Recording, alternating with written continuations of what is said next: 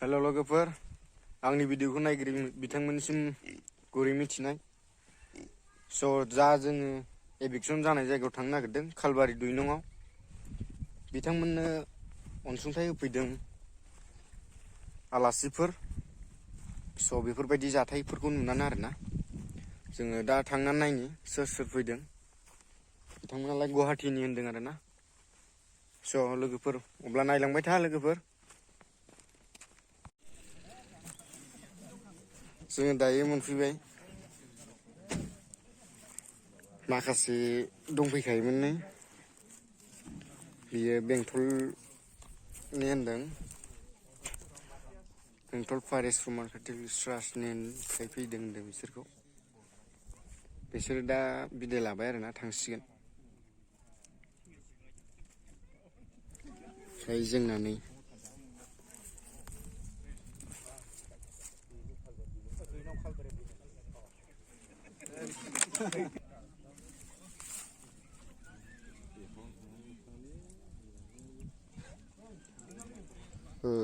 लोगोफोर बिदिबा नायलांबाय थादो।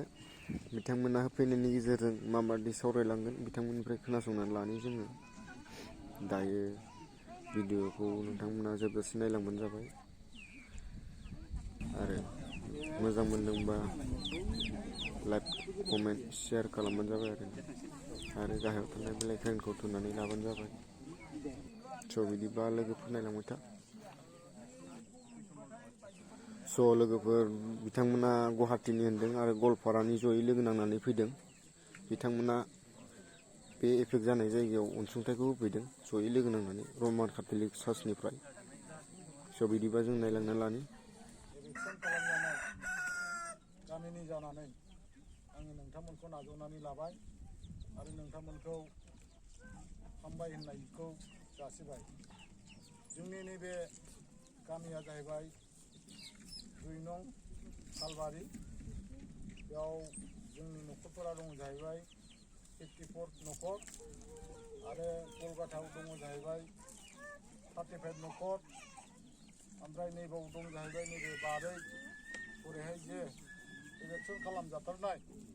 बिसोर कोई शांतिपुर में यहाँ से जाते हैं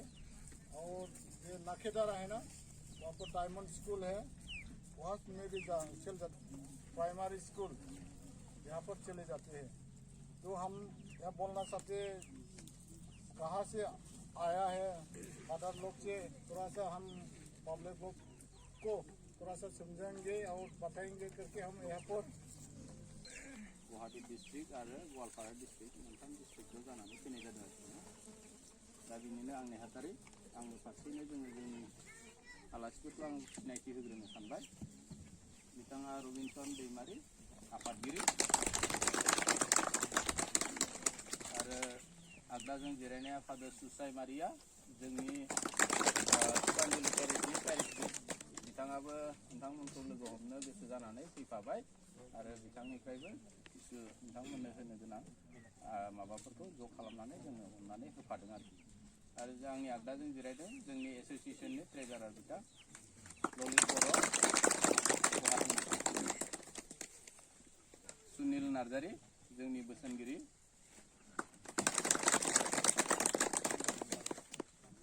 किलिमन बसुमतारी जोंनि आफादनि आरो बिथाङा जर्ज बसुमतारी बकनिफ्राय जोंनि जानाय आफादगिरि। बिथाङाबो गवालपारा जोंनि आफादनि। बिथां दङ जनास मोसाहारि जोंनि बर' केथ'लिक एस'सिएशन आफादनि बोसोनगिरि, जोंनि आफादनि दंबावोमोन नामा? बिथाङा जोंनि बर'कला मण्डलिनि बिथां गजेन नार्जारि, तामुलपुर डिस्ट्रिक्ट बर' केथ'लिक एस'सिएशननि बिथाङा दा बर्थमानाव बङाइगाव थायो आरो। बेखौ जों माखासे बै मोनसेयावबो लांनाय जागोन आरो मोनसेयावबो बे फाथैबारि ना मा होनदों? बेयावबो लांनाय जागोन। दा जोंनि गेजेराव माखासे आइटेमफोर दङ, बेखौहाय जोङो फारियै नोंथांमोननो खोन्थानाय जागोन। माइरङा बेसेबां दं, दालि बेसेबां दं थाव बेसेबां दं बे आइटेमखौ जों नोंथांमोननो गथायनाय जागोन दा बे बेलायाव फंनैसो जोंनि आफादगिरिया एबारनो फादार बारे सुजाय बिथां लोगोसे जोंनिनो गुवाहाटी डायसिस केथलिक आफादनि एसोसिएशननि मानगोनां नेहाथारि जोंनि रांगिरि लोगोसे जोंनि बोसोनगिरि जोंनि सोद्रोमा नोंथांमोन आरो दिनै जोङो बे जायगा नुजाफैनो हानाय बे 2 नं सालबारि खालबारिनि जोंनि दुखुथिया जोंनि मानगोनां सिबिजाथाव बिमा बिफा बिदा फंबाय बिब' बिनानावफोर जोङो मिडिया जगेथिंजाय जि खबरखौ जों मोनदों बे समनिफ्राय जोंनि गोसोआबो एसे दुखु गोग्लैदों जों माबायदि जोंनि बर' माहारिनि फिसाफोरखौ जों माबायदि हेफाजाब होनो हायो बेखौ जोङो गोथौयै सावरायनानै जोंनि एसोसिएशना एसेब्लाबो बिथांमोननो जोङो जा हायो एसे माबा माबि सहाय होनो नांगोन होननानै थिरांथा लानानै आरो नोंथांमोननि दुखु गोग्लैना थानाय गासै खबरफोरखौ मिथिनो थाखाय जों नोंथांमोननि गेजेराव फैबाय जोबोद जों दुखु मोनदों नोंथांमोनजोंनो जोंबो दिनै दुखुखौ सैदों এই কারণে जिहेतु जोंनि बर' माहारिनि गेजेराव बा गुबुनफोरब्लाबो जोंनि मानसिफोरा हा हु मोनसे मोनथाय हिसाबै नागिरना फैनानै नोंथांमोना बहाय बसबास खालामफैदोंमोन आरो जों मिन्थिना मोन्दों नोंथांमोननि बहाय बसबास खालामफैनाया 7 बोसोरसो जाबाय खोमा 7 बोसोर जाबाय एसेबां बोसोर थानाय सत्तेयावबो दा नोंथांमोनखौ बे बेलायावहा बे समावहा नोंथांमोनखौ इफेक्सन माने खोख्लैबाय बिथांमोना खिन्थु जोंनि थागिबि बे हालामनिनो मानसि हिसाबै नोंथांमोना बे हाखौ आवग्रिनो नोंथांमोननोबो मोन्थाय दङ सरकारनि मोनसे नेम मोनसे दङ जे मा होनो फरेस्ट रेन्जनि माबायाव माने बास खालामनानै थानो मोना नाथाय खोथाया जाबाय नोंथांमोनखौथ' बे समावहा जोंनि बर'नि लिडारफ्रा बा सोरबाफोर नोंथांमोना बेफोरावबो थाहैनानै नोंथांमोना एसे राहाखौ एसे खालामनो हागोन खोमा भबिष्यत होननानै थिग बेबायदिनो आसा बायदि नोंथांमोनाबो दिनै फैनानै बे फरेस्ट लेन्डआव फैनानै नोंथांमोना बसबास खालामबाय आइनाव दंब्लाबो बिथांमोना डिमान्ड होनानै थाबाय थायो आरो आं बेखौनो खावलायबियो आं बिथोन होनो नागिरदों जे नोंथांमोना जे दं थाबाय थादो बिथांमोना निश्चय माबा मोनसे बेबस्थाखौ उनावब्लाबो लागोन आरो नैबे अबस्थायाव दा नोंथांमोननि जि न' बां सिफायनानैनो होबाय बे बेलायाव आं बेखौनो बुंनो नागिरदों नोंथांमोना दा रायजोनि हेफाजाब बा सोरबा संगठननि हेफाजाब बिथांमोना बिथांमोननि न' सिफायजानायनि उनाव थानायनि जि राहा मोजां तारपलि हक माबाफोर होनानै जाहाथे नोंथांमोना सान्दुं बार अखानिफ्राय रैखा मोननाय सुबिदाखौ मोननो हायो बेखायनो आं बिथांमोनखौ आं दिनै खावलायखादों नोंथांमोननि गेजेरनि थिंजाय आं बेखौ कामना खालामदों दा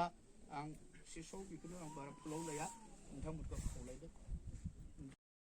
खावलायनो नागिरदों बेखौनो जे दा जा सरकारनि दारैनो बिथांमोनखौ इभिक्सन खालामनाय जादों बिथांमोननि थानाय जानायनि राहा अन्तत बिथांमोना जिरायनो हानायनि बे बेबस्थाखौ जाहाथे बिथांमोना खालामनो हायो बेखौ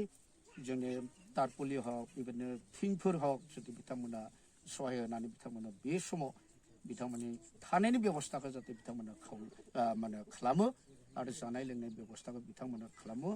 जिहेतु बिथांमोना दिनै मावनाय दांनो दिनै हाया बिथांमोना माने हाजिरा मावनोबो दिनै समखौ बेबायदि खालामनो हायाखै गतिके गासिबो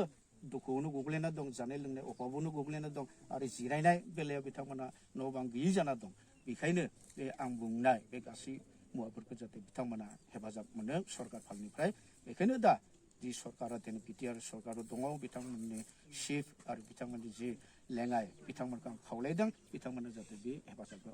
गोख्रैनो हैनो माने नाजायो बेखौ आं बिथांमोननि सेराव खावलायहरबाय आरो फैलानो आं नोंथांमोन मिडिया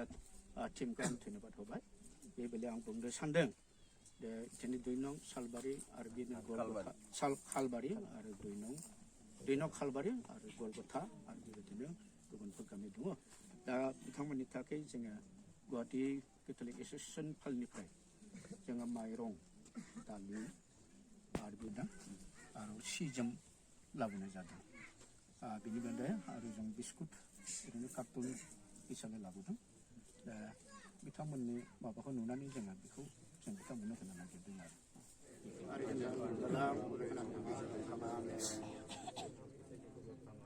आरो फुनिबिनाय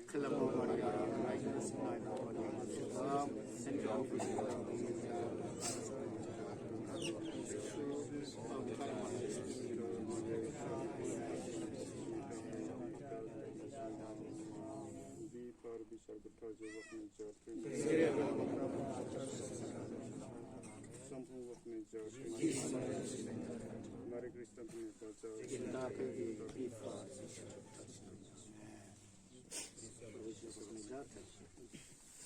बेयाव जों नोंथांमोननो बेग मोनथाम होलांनो सानदों आरोखि ना बेयाव एसे बांसिन दं नालाय ओंखायनो बेखौनो नोंथांमोननि गेजेराव एना एनि खालामलायाजासे मोजाङै रानलायनानै लाबानो जाबाय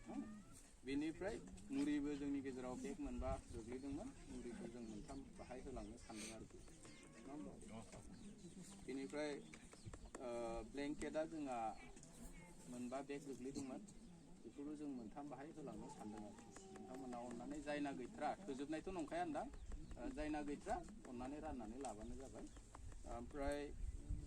जोङो तिरपाल गथ'फोरखौ जों सानदोंमोन जेनेबा लेखा फरायनाय गथ'फोर थायो दाथ' कारेन्टबो गैया लाइटबो गैयाना बेनिखायनो गथ'फोरनि खिनिखौ मोनसे जायगायाव न' बायदि बानायनानै नोंथांमोना फरायनो मोनसे खाबु हो आरो बिनि थाखाय आङो सलार लेम्पबो मोनसे लाबोफादों आरोखि जेराव माने मोनथाम बाल्ब सावजागोन आरोखि ना जाहाथे बिसोरो फरायनाय समाव बे दसे सम लाइटजों फरायनो हानाय बायदि आरोना ओमफ्राय मोनसे लेम्पटन बायदि मोनसे दङ बियो लानानै बेरायजानाय आरो सोरबा बाहेरायाव थांनायफ्राव मानायफ्राव ना जों सानदोंमोन नोंथांमोना ज'यैनो मोनसे जायगायाव दं बेनिखायनो बे मोनसे लाइटखौ आङो मोनब्रै बायदों मोननैखौ नोंथांमोननो होलांनाय जागोन मोननैखौ हैनाय जागोन आरोखि ना दुखु दामोन बेनिफ्राय एसेयानोसै आरो ना ब्लेंकेट गासै 9टा आइटेम जों नोंथांमोननो होलांनाय जागोन नाथाय बिस्कुटफोरखौ जों हिसाब खालामाखिसै आरो बेयाव बिस्कुटफोरखौ जोङो नोंथांमोननो होलांनाय जागोन आरो ना माखासे खै कार्टुन दङ ओमफ्राय थाव गोथांबो दङ कार्टुननिखौ नोंथांमोननो होलांगोन कार्टुननिखौ जों बैयाव फैनाय जासिगोन अब्ला आदै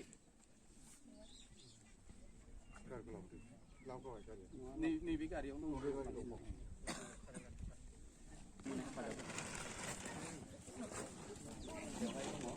आलु माइरं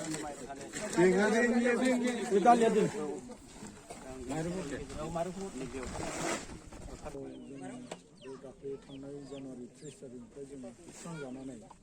जोङो दा जोङो नैबे kalbariयावनो थानानै जोङो बे गामियावनो जोङो मथा-मथि गावबागावनि जायगायाव जोङो थाथ'नानै दं थाथ'नानै जोङो दा खुनु जोङो सरकारनिफ्राय जों माबा मोनसे अननायखौ मोनाखै दा जोङो गाव मोननो हादों जाहैबाय सोरबा बिथांमोना जोंखौ अननानै सोरबा बेक्तिया बा सोरबा कन्ट्रेक्टरा अननानै आरो सोरबा मिसनारिफोरा अननानै जों गौथुम बिसोर अननानै जोंखौ जाखिनि जोंखौ मदद खालामफैबाय आरो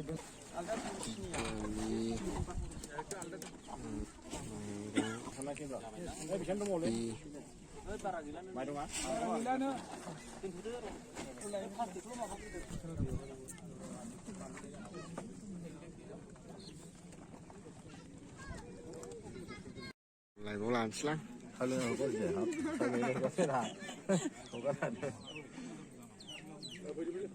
हमारी बात बराबर रख ले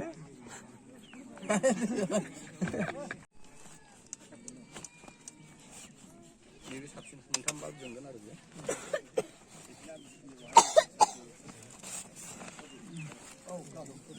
नैबिदि प्लेट मोनसे दं दा बाहेरायाव दंखाबा खुलिनानै मोजां जागोन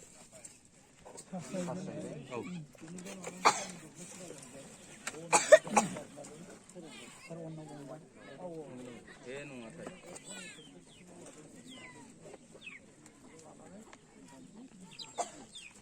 जानानै हामबायनायखौ जासिबाय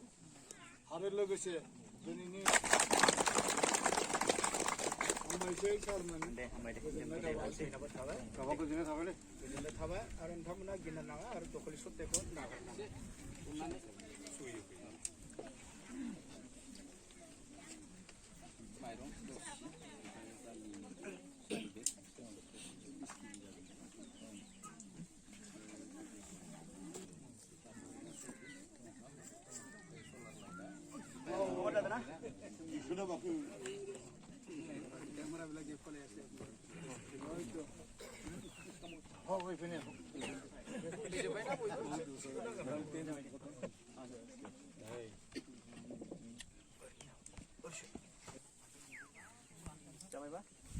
मोनसे थारला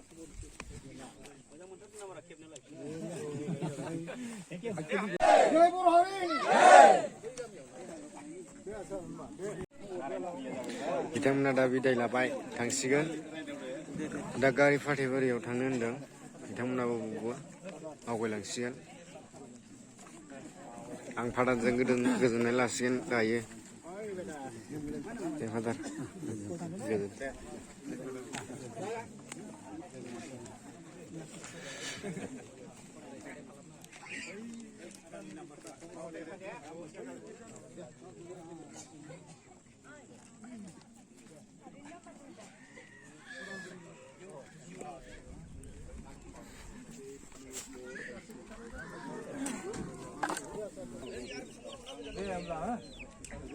दा जोंबो आवगायनोसै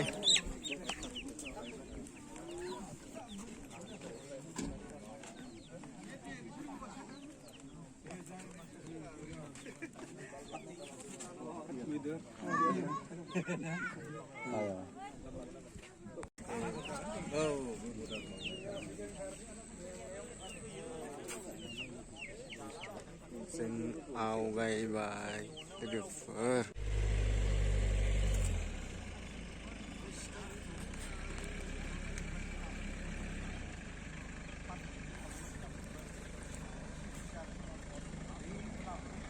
हालो हालो नोगोद एसे बुरजायानो